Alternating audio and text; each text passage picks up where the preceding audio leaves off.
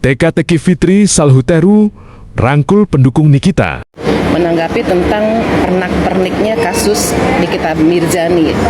Sekarang ini yang lagi viral akan ada di dua hal, yaitu tentang adik-adikannya FS atau Nepos dan tentang siapa boleh masuk ke Komal siapa. Dua-duanya sebenarnya simple, buat saya nggak ada masalah. Siapapun mau jadi adik-adikannya FS ya silahkan, itu hak mereka. Kita tidak bisa membuat mereka stay, mengontrol mereka untuk stay tetap di haluan awalnya. Banyak faktor untuk kembali ke merekanya itu.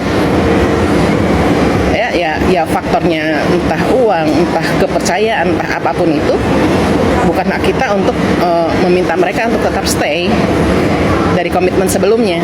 Tapi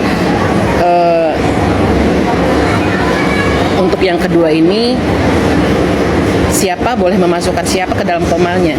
Ketika kita membuka komal dan ada lawan masuk, ya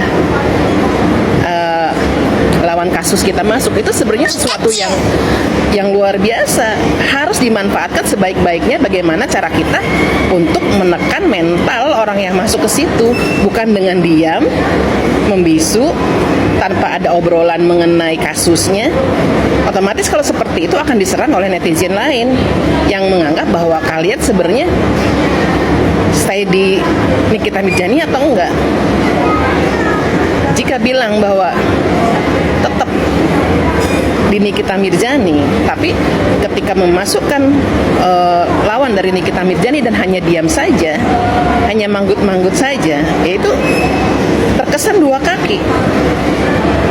Tapi kemarin sih aku lihat luar biasa sekali ya, ada pertentangan yang masuk akal, ya, yang bisa menilai bahwa oh, kamu tetap di Nikita Mirzani, dan saya bangga itu.